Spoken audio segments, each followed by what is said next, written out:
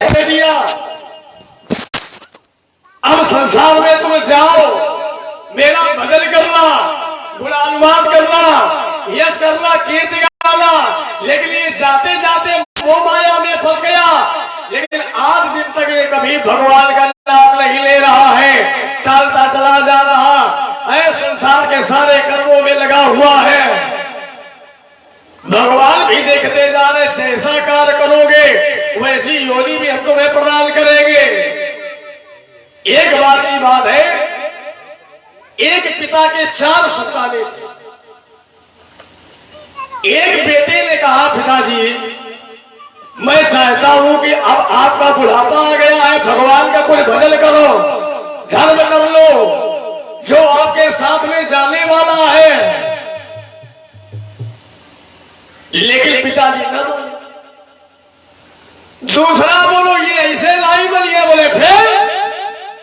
बोले 4 पहिया बुलवाओ, 4 पहिया गाड़ी में ले भरो और शमशान घाट में पटक जाओ।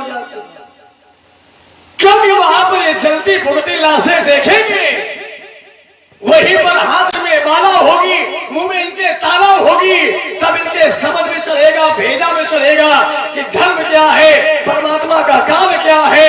ये मोह माया इनकी सब छूट जाएगी।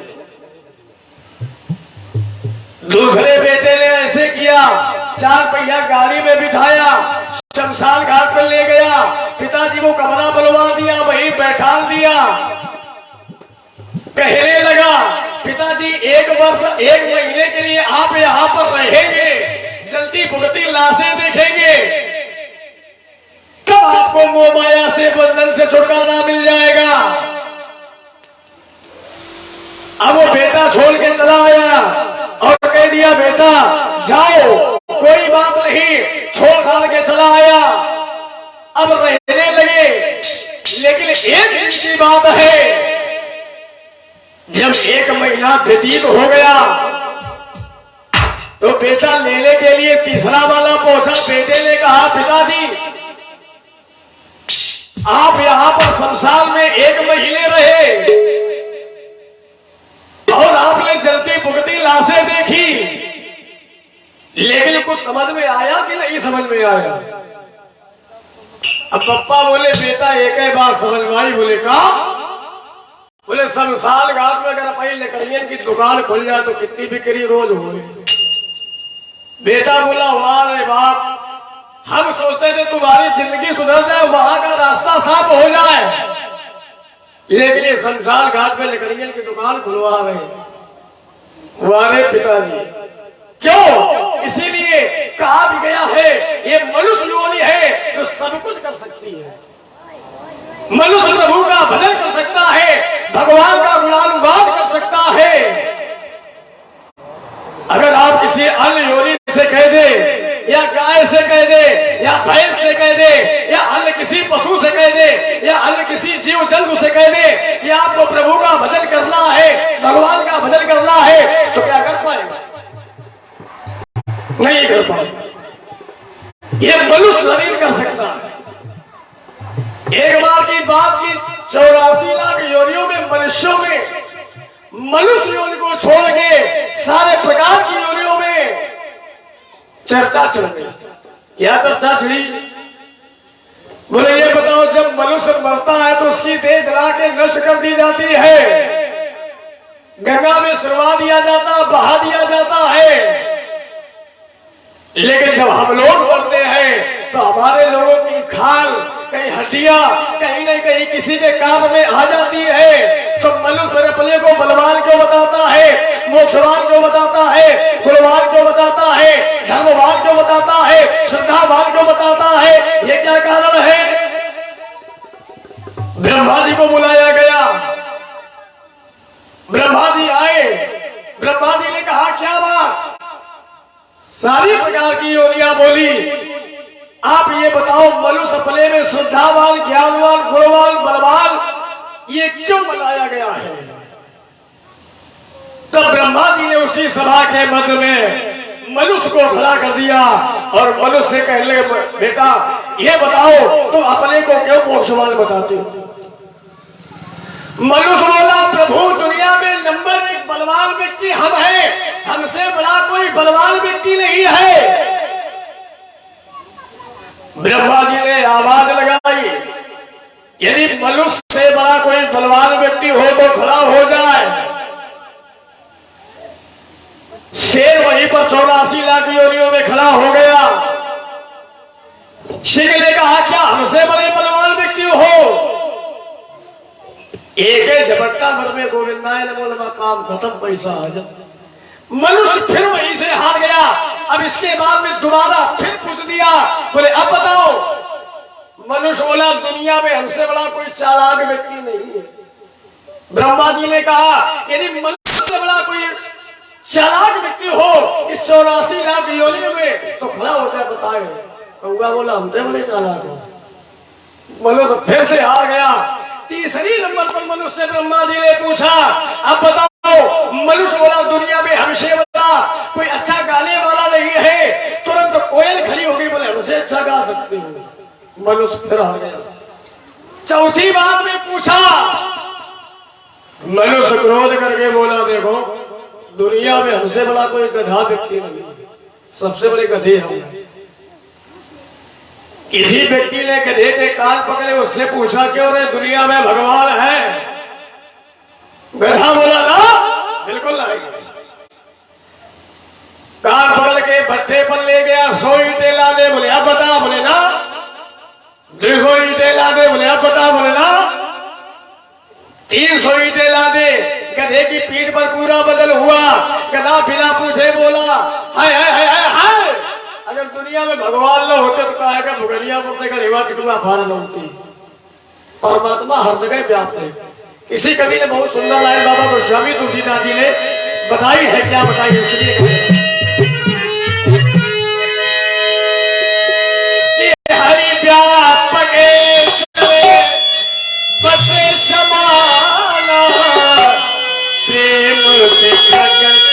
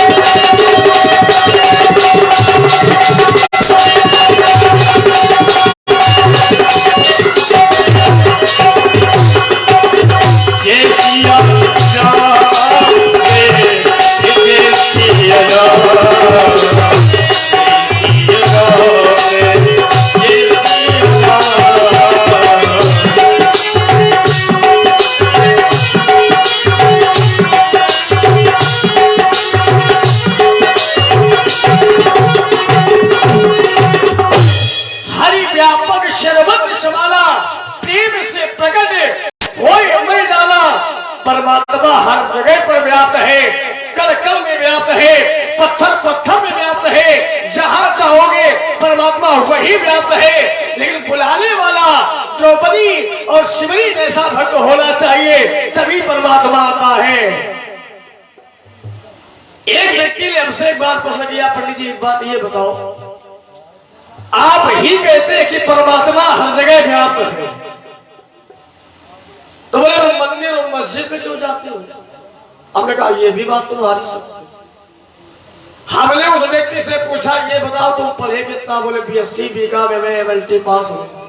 हमने कहा ये बताओ स्कूल के पिछवाड़े पढ़ते रहे, घंटा गोल करते रहे? बोले पढ़े तो स्कूल के अंदर है। तो हम लोग ये बताओ तुम्हारा शरीर सजीव की निर्जीव? बोले मेरा शरीर है सजीव। तो सजीव है तो मेरे सजीव शरीर से हाथ काट ले मरोगे? बोले नहीं। बोले फिर हम लोग को अगर पैर काट दे? बोले फिर भी नहीं मरेंगे। हमें एक आंख निकाल ले? बोले फिर भी नहीं मरेंगे। अब तो पंडित जी तुम तो मार रहे, कहते वाली बात का है कारण ही ये सजीव शरीर है। अब हमने उससे पूछा, तो भाई गर्दन काट दे? तो बोले मर जाएगा। तो काहे मर जाएगा? काहे मर जाएगा? जिस प्रकार इस शरीर के अंदर में प्राणों की प्राथमिकता है, उसी प्रकार मंदिर और मस्जिद में परमात्मा की प्राथमिकता है। अगर मंदिर और मस्जिद में परमात्मा न होता तो शायद हम लोग भी अच्छे अच्छे घरों में न रह पाते। बात समझ में आ रही? तुल्ले पर भेजा चले लोग को बटन कर रहा है। हाँ। लेकिन खैर कोई बात नहीं। इसलिए आइए भोले बाबा का दरबार है, भोले बाबा के दरबार में भोले जी की ही कथा प्रारंभ हो। भगवान शंकर के दरबार में शंकर जी की ही कथा होनी चाहिए। परमात्मा हर जगह व्याप्त, करकल में व्याप्त है। यहाँ भी भोले बाबा का दरबार है, यहाँ भी परमात्मा व्याप्त है। आइए एक प्रेम से एक भजन आप लोग हमारे साथ में बोलेंगे, ताली मिला करके। इसके बाद में सुनते हैं कथा को।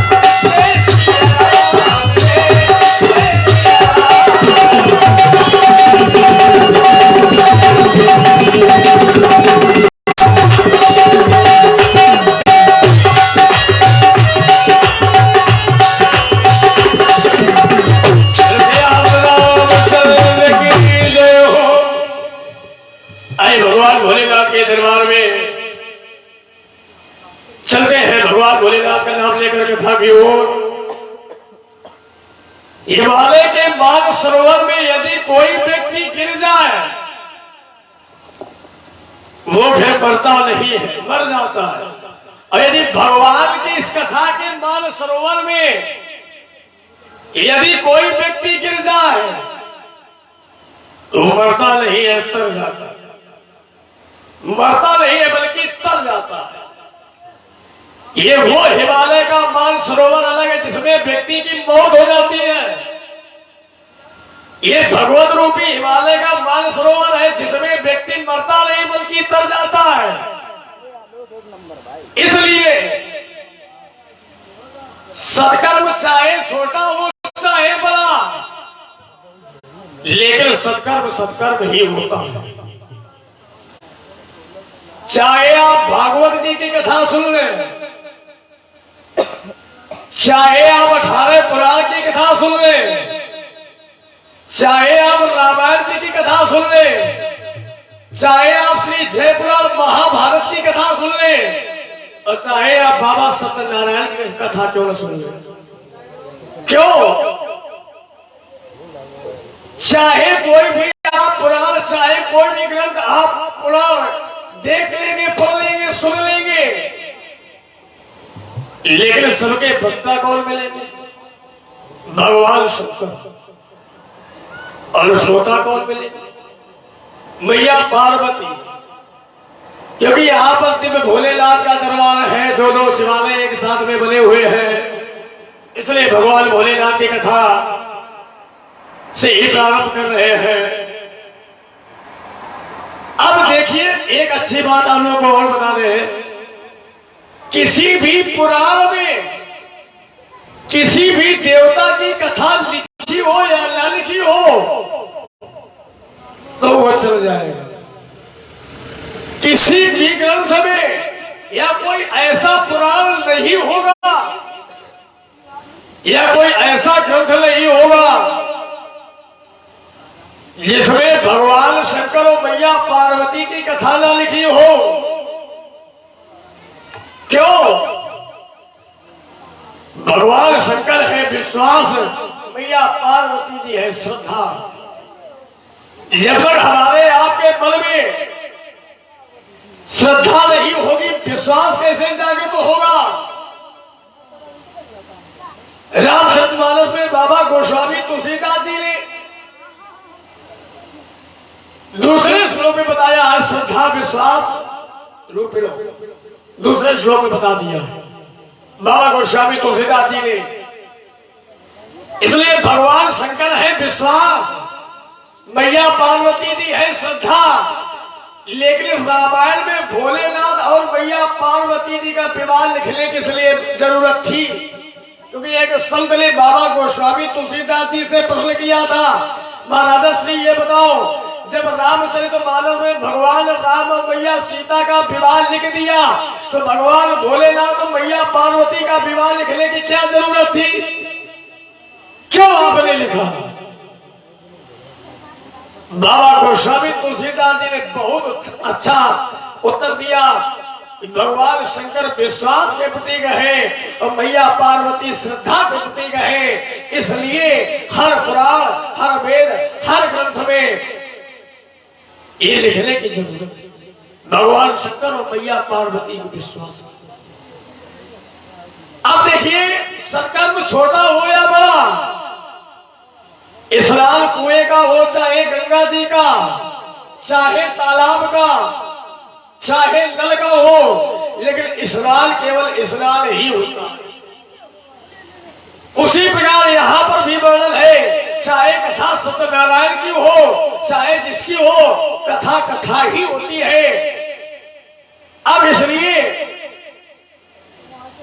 जिस व्यक्ति के जीवन में यदि प्रेम है तो परमात्मा का आगमन जरूर।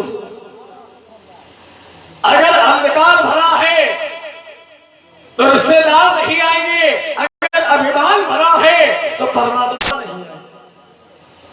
ये स्पष्ट बात बताई है। क्यों? किसी कवि ने बहुत सुंदर सी लाइनें हमारे आपके पद में लिखी है कि जिस घर में अभिमान भरा मेहमान कहां से आए, और जिस तन में अंधकार भरा भगवान कहां से आए। शिवजी जैसे देर कोई खिला के देख ले,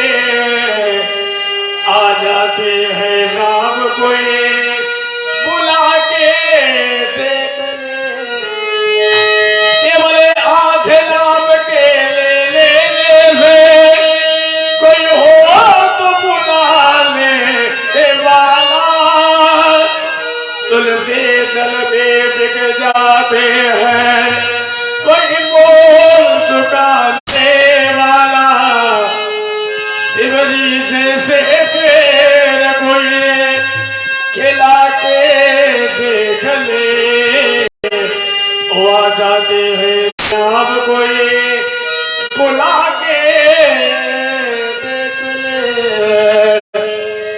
परमात्मा हर जगह रहता है, परमात्मा हर जगह वास करता है, लेकिन कोई भी बुलाने वाला शिवरी और द्रौपदी के जैसा भक्त होना चाहिए, है ना। परमात्मा हर जगह व्याप्त है। माता जी उन परिस्थिति को मरना पड़ा जो सोने के गिलास में जल पीते थे, उन परिस्थिति को मरना पड़ा जो सोने की थाल में भोजन करते थे। जब ऐसे ऐसे महान लोगों को जाना पड़ा, भला हम कौन से खेत की मूली है। इसीलिए ये संसार जो है ये विश्वास करने योग्य नहीं है। अगर केवल विश्वास करना हो तो हाथ में दो फूल लेकर के, दो पुष्प लेकर के, जब भी हमें आपको कभी समय मिले भोलेनाथ के दरबार में आ जाए, बैठे भोलेनाथ की सेवा करें, भोले बाबा के गुणानुवाद करें, तो यहाँ से ज्यादा सुख, यहाँ से ज्यादा अनुभव, यहाँ से ज्यादा विश्वास और कहीं मिलने वाला नहीं। ये वो भगवान भोलेनाथ का दरबार। आइए आप लोगों के मध्य में एक छोटी सी अवधारिका देता हूं। इसी कवि ने बहुत सुंदर सी लाइनें लिखी है। डोली चल कर आई पत्नी, कांधे कांधे जाएगी, तन मन धन सब कुछ दे देगी, कान्हा ना दे पाएगी। स्वयं के साथी सभी बने, जानते हो सबका साथी बना स्वयं, पर स्वयं का साथी कोई नहीं। जन्म के साथी माता पिता है, कर्म के साथी कोई है ना। अगर जन्म देने वाले माता पिता साथी है तो कर्म का फिर कोई साथी बनने वाला फिर कोई है नहीं। तो किसी ने एक बात और कही, ये बिटिया को डोबेगी घर में, लड़का साथ नहीं देगा, और नफल करेगा मिट्टी में, जला जला सर फोड़ेगा। और ये ज्यादा के साथी लाखों है, पर कब का साथी कोई नहीं। जन्म के साथी माता पिता है, कर्म का साथी कोई, केवल जन्म के साथी ये माता पिता है, और कर्म का साथी कोई भी नहीं है। इसलिए सिकंदर की कहानी आप लोग जानते होंगे। सिकंदर जब मरने वाला था तो सिकंदर ने अपनी शर्त छोटी सी रख दी थी कि जब मैं मरूं तो मेरा जब जनाजा निकाला जाए तो मैंने जिंदगी भर जो दौलत कमाई है मेरे जनाजे के नीचे बिछा देना, और उसी दौलत के ऊपर मेरा जनाजा निकाल देना। क्योंकि संसार वालों को ये सीख मिल रहा है कि मैंने जिंदगी भर सारी दौलत पैदा की, जिंदगी भर गधा बन के लगा रहा, लेकिन जब अंत समय मरने का आया तो मरने के समय जब हमको कफन मिला तो उस कफन में भी जेब नहीं मिली। अरे संसार की कमाई हुई दौलत ले जाए तो ले जाए कैसे। लेकिन भक्तों, जब व्यक्ति जीवन में पैदा होता है तब भी जो कपड़ा पहली बार पहनाया जाता है उसमें भी जेब नहीं होती है, और जब व्यक्ति यहाँ से मर के जाता है, कफन में दाबा जाता है तो उसमें भी जेब नहीं होती है। इसलिए इतना कमा के चलो कि तुम्हारी वहां की यात्रा सुखमय हो जाए। यहाँ की बैंकें दिवालिया हो सकती है लेकिन भक्तों ऊपर वाली जो बैंक है वो कभी दिवालिया नहीं होती। इसीलिए सिकंदर ने दूसरी शर्त एक और रखी, बोले मेरे शरीर मेरा जब जनाजा निकाला जाए तो मेरी अर्थी पर केवल मेरे 4 व्यक्ति कंधा बंधेंगे। वो कौन? डॉक्टर वैद्य हकीम। 3 व्यक्ति कंधा देंगे। क्यों? इसलिए मेरे परिवार वाले कंधा न दे, दुनिया को सीख मिल जाए। संसार में अगर सत्य है तो केवल मृत्यु सत्य है, दूसरा परमात्मा का भजन सत्य है। जब व्यक्ति मर के जाता है तो ना तो डॉक्टर काम आता है, ना तो वैद्य काम आता है, ना तो हकीम काम आता है। ये मौत एक दिन सबको आनी है और एक दिन सबको ही जाना है, कोई भी बचने वाला नहीं है। इसीलिए कहा जाता है कि जितना भी समय मिल सके उतने में ही परमात्मा की कथा हो जाए, परमात्मा का गुणानुवाद हो जाए, परमात्मा का भजन हो जाए। अच्छा एक बात बताओ, भजन जीवन शरीर चलाने के लिए भजन आवश्यक है और परमात्मा को पाने के लिए तो भी भजन आवश्यक है। शरीर में ऊर्जा पैदा करने के लिए भोजन आवश्यक है। और भोजन में भी 3 अक्षर भाजाना बाबू, और इसमें भी भजन में भी 3 अक्षर भाजाना। समझना, देखना। अब भोजन में 1 ओ की मात्रा लगा दी गई और भजन में नहीं लगाई गई। क्यों नहीं लगाई गई? क्योंकि अगर भोजन में ओ की मात्रा इसलिए लगाई गई, भोजन अगर ओवर हो गया तो मामला डिस्टर्ब है ना। और भजन में इसलिए मात्रा ओ की नहीं लगाई गई कि चाहे जितना भजन करते जाओ कोई परेशानी नहीं है। इसीलिए भजन में भी 3 अक्षर भाजाला, भोजन में भी 3 अक्षर भाजाला। भोजन इतना संभाल के करिए और भजन चाहे जितना करिए, कोई रोक नहीं, चाहे जितना हो जाए। इसलिए मौत सबको आनी है, ये सत्य बात है। परमात्मा का भजन संसार में ये भी सत्य बात है। आइए एक छोटा सा गीत आप लोग गाइए, शायद आपके समझ में आ जाए। जिंदगी में हजारों आवाज तो बढ़ाओ यार, बिल्कुल रूखा बोल रहा है। माइक बढ़ाओ भाई। जय श्री राम, श्री राम, जय श्री राधे का बेस डाले रहा होगा। जिंदगी में हजारों का अकेला सुना, अर्श जब जब उड़ा तो अकेला उड़ा।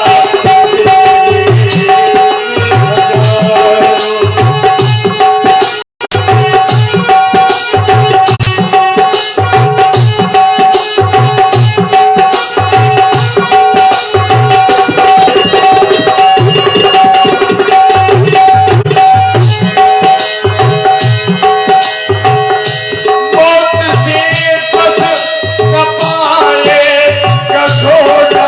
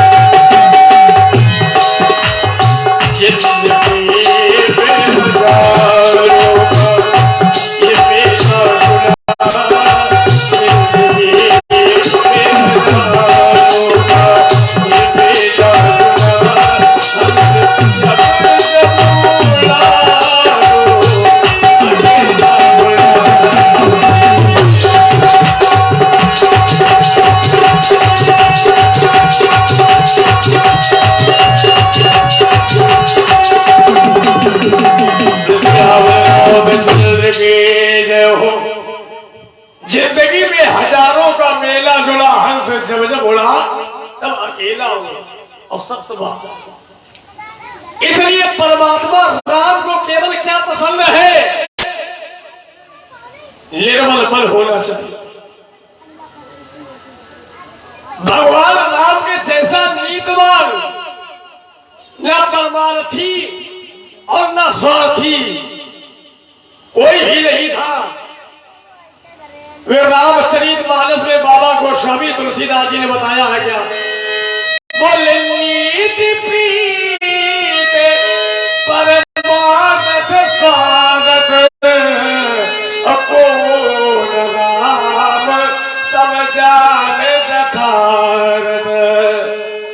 न नीतिवान राम के जैसा कोई था, न प्रीतिवान राम के जैसा कोई था, न स्वार्थी राम के जैसा कोई था, न परमार्थी राम के जैसा कोई था।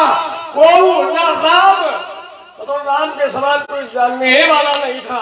वो न राम सब जान यथार्थ। मर्यादा पुरुषोत्तम भगवान राम जी का स्वभाव इतना सुंदर था, इतना अच्छा था कि बैरी लोग भी भगवान की बड़ाई करते थे, दुश्मन की बड़ाई करते थे। रात में 12 बजे उठ के अब कहीं तो भगवान राम का दुश्मन कौन होगा? अरे रावण से बड़ा यार कौन दुश्मन होगा? सबसे बड़ा तो भगवान के दुश्मन वही रावण ही था। राम ने 12 बजे मंदोदरी को बैठे समझा रहा रावण। मंदोदरी जीवन में अगर भाई के रूप में मिले तो श्री राम मिले, सत्य के रूप में मिले तो श्री राम मिले, भक्त के रूप में मिले तो श्री राम मिले, पिता के रूप में मिले तो श्री राम मिले। यानी जो भी जीवन मिले तो भगवान राम जरूर उसमें मिले। क्यों? बोले बैरे वह राम बनाई ये रावण भी भगवान राम की बाई बैठ के करता था। एक जगह हम कथा कही रहे थे तो एक लोग हमसे बोले, खड़े बोले, पंडित जी ये बताओ क्या रावण के 10 सिर थे? हमने कहा यार जब पैदा हुआ था तो हम तो वहां गिनने तो गए नहीं थे कि 10 थे कि 12 थे। ऐसे ऐसे लोग संसार रूपी बातचीत कर देते हैं, कभी कभी प्रश्न पूछ देते। बोले यार ये बताओ दुनिया में जब ये संसार में रावण लंका में मंदोदरी कह रही है कि जब ये सोता था लंका में कबहू जीवन में 1-2 साल में यह रावण, तो ये 10 शेष के कैसे इधर उधर करवट ले पाता हूं? तो रावण के 10 सिर नहीं बल्कि रावण की 10 अज्ञानता के सिर थे। वो भी कौन? रामचंद्र से बताया है। बोले जन्मी जनक पर दारा अपन धन भवन सोरा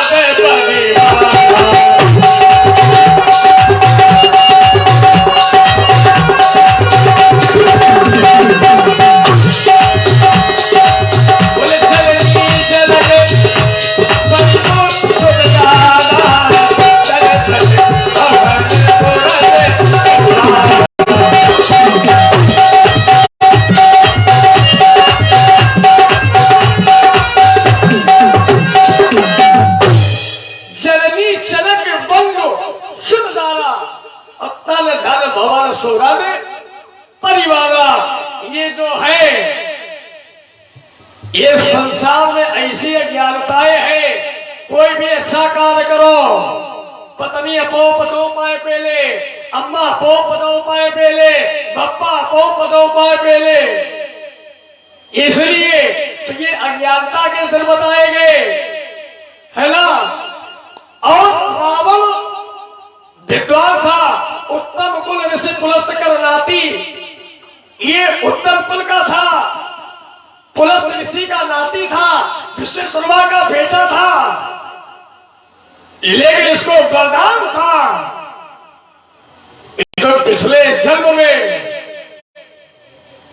रावण बनना अगले जन्म में तुम्हारा रावण के रूप में वरदान जन्म होगा। इसीलिए ये इतने अत्याचार, पापाचार, अनाचार, दुराचार फैलाता चला जा रहा था। इसलिए ऐसे अपने त्राही बचाई संसार के सम्मुख कि जय जय देश ढेर द्विज पावो, नगर पर फेर आग लगा। आपुल उठ जावे। जहां देखता था कि देवताओं का यज्ञ हो रहा है, ब्राह्मण हवन करवा रहे हैं, तो अपना उठ के तोड़ भागता पड़ता था और वो ब्राह्मणों का वध करके हवन के कुंडों में डलवा देता, कुदालों से खुलवा देता था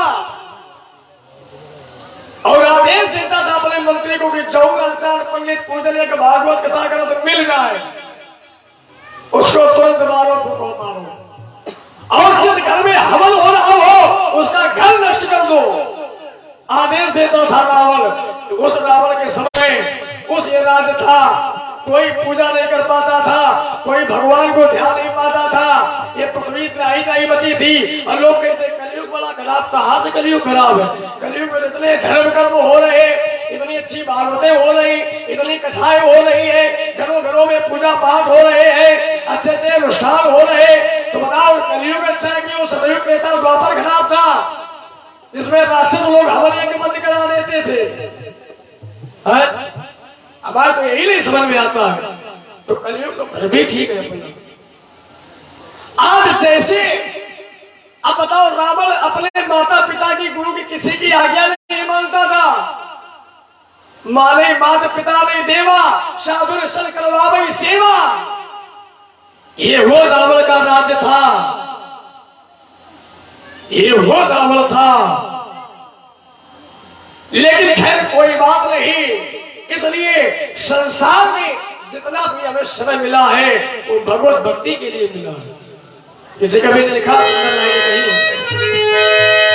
सदा अमृत पिया तूने, जहर पिया नहीं आया, ये मनुष्यता का फटाक अभी सीना नहीं आया। फरिश्तों की तरह बातें बहुत की, मगर हमने निकले आदमी बनकर अभी हमें जीना नहीं आया। धन है हम लोग कि हमें आदमी बनकर जीना नहीं आया। हम किसी काम नहीं आ सके। हमसे अच्छे तो वो लोग थे जो अपना नाम संसार में अमर करके परमात्मा के धराधाम को प्राप्त हुए, जिनको आज दुनिया पूजती है, जिनको आज दुनिया बड़े प्रेम से नाम लेती है। इसलिए संसार में केवल एक ही सत्य है कि जीवन में अगर कुछ कर ना सको, न भगवान की पूजा कर सको, न पाप कर सको, तो जीवन में केवल अपने शरीर के द्वारा दूसरे के शरीर का हित करना चाहिए। क्योंकि रामचरितमानस में बाबा गोस्वामी तुलसीदास जी ने सबसे बड़ी धर्म और अधर्म की परिभाषा बताई हुई है। क्या बताई, सुनिएगा। बोले